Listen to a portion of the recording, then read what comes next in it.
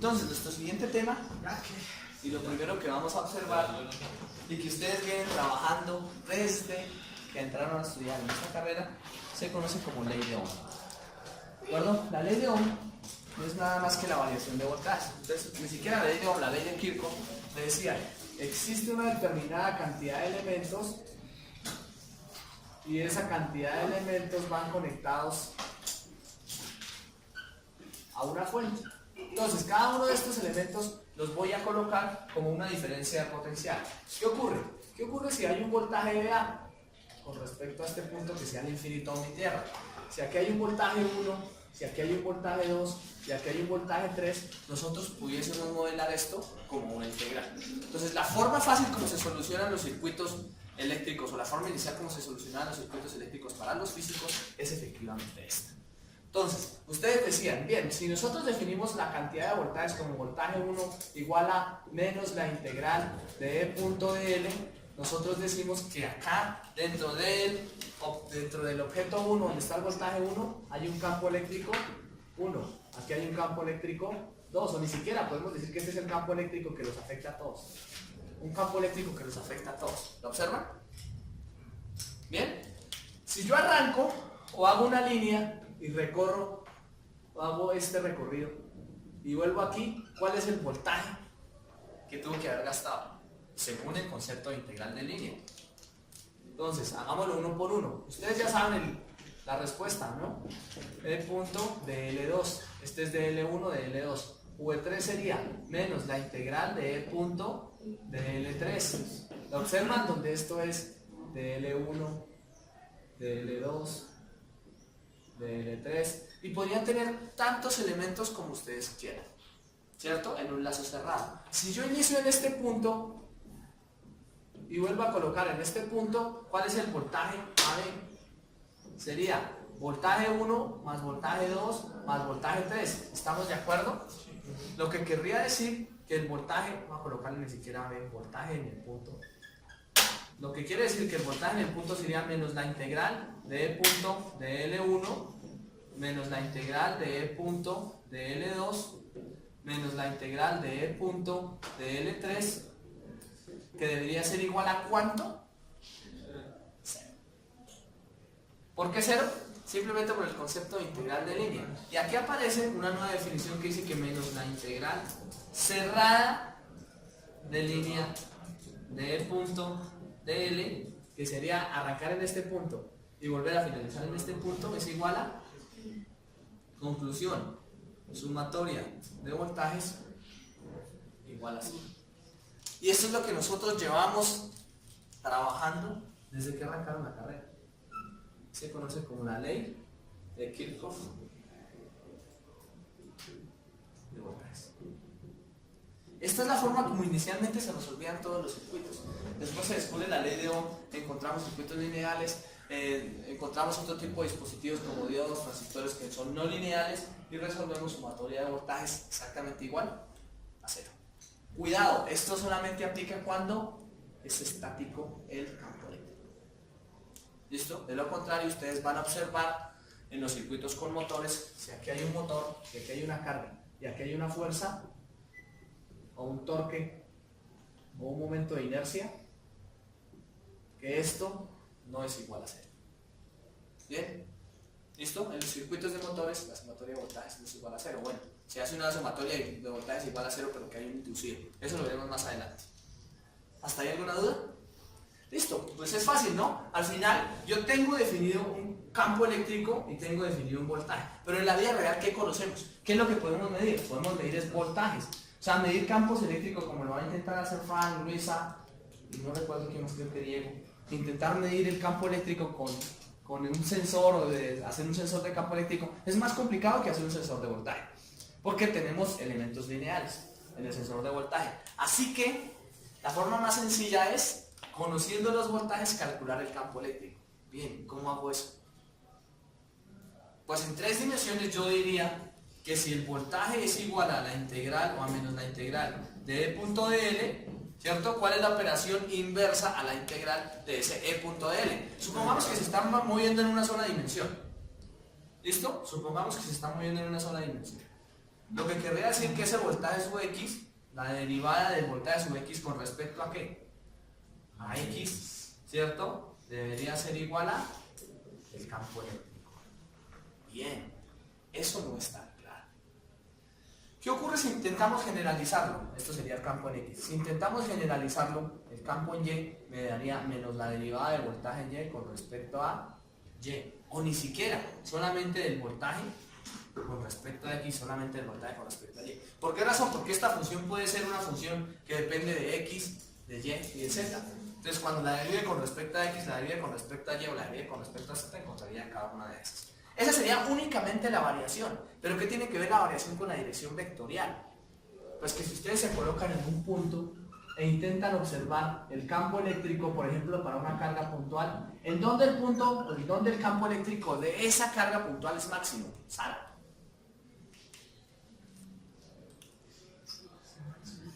Máximo. Supongamos que lo rodean acá. Es radial, ¿no? En el radio. En el radio es máximo, ¿cierto? Si ustedes hicieran una esfera o hacen una esfera así, ustedes saben que el campo eléctrico es el mismo acá, que acá, que acá, que acá, que acá, que acá, que acá. Es decir, si yo rodeo con una esfera ese campo eléctrico, el campo sería máximo en la superficie de la esfera. Eso es lo que decíamos con densidad de flujo eléctrico cuando intentábamos encerrar el campo eléctrico. Si eso se cumple, o si eso es verdad, quiere decir que en realidad el campo eléctrico se mantiene constante. ¿Lo observan? El campo eléctrico se mantiene constante en la normal. ¿Cuál normal? La normal a ese campo eléctrico. ¿Qué es eso? Miren la superficie. ¿Se acuerdan que la intentábamos encerrar con una ley de Gauss? ¿Cuál es la densidad de flujo eléctrico que impacta ahí? Pues tiene la misma dirección del campo eléctrico. ¿Listo? Y esa de variación normal, para generalizar esto, ¿listo? No decimos en x, no decimos en y, no decimos en z, sino que decimos en cualquier dirección. La derivada del voltaje con respecto a la normal me daría el campo eléctrico. Y la derivada del voltaje con respecto a la normal en el punto máximo. ¿Por qué en el punto máximo? Porque pueden existir puntos donde la derivada no sea máxima, simplemente encuentro un valor. ¿Vamos bien hasta ahí? Ahí encontraríamos el campo eléctrico. Si eso no es muy claro, obsérvenlo. Si en cada uno de estos puntos tenemos exactamente el mismo voltaje, nosotros le podríamos dar un nombre a esa superficie, a esa esfera que está encerrando ese campo eléctrico. Ese nombre que le vamos a dar a esa superficie, por ejemplo, para este caso, se llama superficie equipotencial. ¿Qué significa equipotencial, Bauer? Pues que tiene el mismo potencial, ¿no? Eso significaría que tiene el mismo voltaje. Si ustedes intentan medir el voltaje sobre alguna parte de la esfera con respecto a tierra, va a ser exactamente el mismo. Si ustedes colocan las dos puntas de un medidor de voltaje de un multímetro sobre la esfera, les tiene que dar 0 voltios. ¿Por qué razón? Porque el voltaje es la variación de la distancia en función del campo eléctrico. ¿Listo? ¿Cuánto trabajo pueda gastar en función de la unidad de carga? ¿Vamos bien hasta ahí? ¿Listo? Y es un concepto muy sencillo.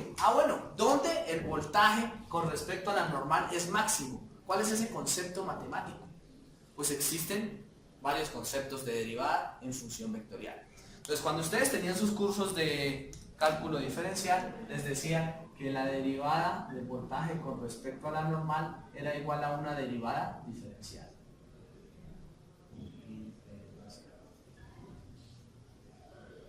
A un delta diferencial. Y la derivada del voltaje con respecto a la normal, cuando es máximo, o cuando se presenta el valor máximo, se conoce como gradiente del vector. ¿Bien? Eso significa.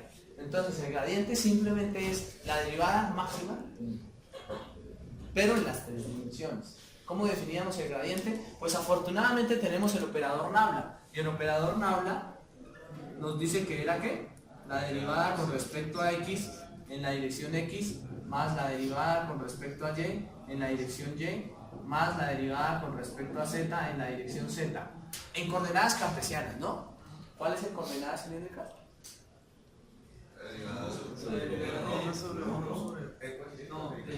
La derivada con respecto a ρ más 1 sobre ρ. O sea, miren cómo les queda. Nos quedaría, en la en coordenadas cilíndricas serían la derivada con respecto a ρ en la dirección, a sub ρ, más la derivada con respecto a phi en la dirección, a sub phi, pero les falta ρ de phi, que es el auxiliar que debe aparecer, más la derivada con respecto a z en la dirección a sub z. Y ya saben cómo les saldrá el de las coordenadas esféricas. De aquí parte uno para encontrar la demostración de la divergencia, ¿no? Era uno de los anexos que ustedes tenían que haber estudiado para el anterior paseo. Si eso lo tenemos claro, pues encontrar el gradiente es muy sencillo. Si nosotros decimos que esto es menos el gradiente de b, ¿cierto? Pues en coordenadas cartesianas esto será menos la derivada con respecto a x de v con la dirección a sub x, más la derivada de v con respecto a y en la dirección a sub y, más la derivada de v con respecto a z en la dirección a sub z. Tal vez el concepto más sencillo que tiene el curso de campos. Cómo encontrar el campo eléctrico en función de sus voltajes. Y observan que cada vez tiene que ir disminuyendo su complejidad. Salimos de unas integrales para encontrarnos con unas superficies simétricas, por ejemplo, cuando calculamos el campo de una línea infinita de carga, y ahora pasamos a medir unos voltajes para encontrar un campo eléctrico. ¿Bien? Ejemplo, supongamos que nosotros tenemos en voltaje, a ver, mostramos uno por aquí, 2x cuadrado y menos 5z. Cambiemos ese, porque siempre es el mismo. Regáleme una función. V. Wesley, invéntese una función. Menos 3. X por Y. XY. Más M. A ver. 0. Listo. M de Z cuadrado. 0 de z, todo al cuadrado o z al cuadrado. Z cuadrado. Z al cuadrado. Supongan que ustedes modelaron eso. ¿Cómo es posible llegar en la vida real a una función de esas? Porque usted dice, sí, en el papel está muy bien. Usted la tiene, allá se la puede inventar. ¿Es posible modelar eso por la toma, por ejemplo, en este cuarto, en esta jaula, de cada punto del voltaje? Por ejemplo, supongan que en cada cuadrícula de esas que ustedes observan al lado pudiesen medir el voltaje y eso estuviese lleno en el volumen. Ustedes pueden lograr encontrar una forma por una interpolación de mínimos cuadrados y encontrar esa cosa por métodos numéricos. Bien, encuentran la ecuación y con esa ecuación pueden calcular inmediatamente el campo eléctrico en cualquier punto. ¿Cómo lo calculan? Pues lo derivan y ya está. Entonces, sencilla, ¿no? Derivada de v con respecto a x, ¿cuánto les da? Menos 3y. Menos 3y, claro. Derivada de v con respecto a y, Menos 3y. menos 3x. Derivada de v con respecto a z, Coseno es. Sí, coseno de z. coseno De z al cuadrado. de z al cuadrado. La ecuación es. ¿Estamos de acuerdo? Sí. Listo, ya está. Sencillísimo ese concepto. Y dicen que el campo eléctrico es exactamente igual a menos el gradiente de esto, o sea, sería menos da más, 3y, menos por menos da más, perdón la dirección, en a sub x, no lo olviden, ¿de acuerdo?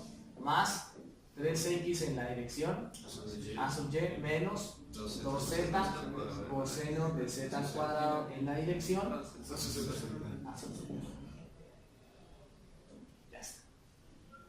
Es mucho más sencillo calcular el campo eléctrico conociendo el voltaje que calcular el voltaje conociendo el campo eléctrico.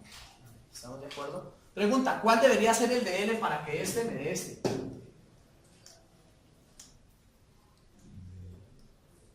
¿Cuál debería ser el de L para que este me dé este?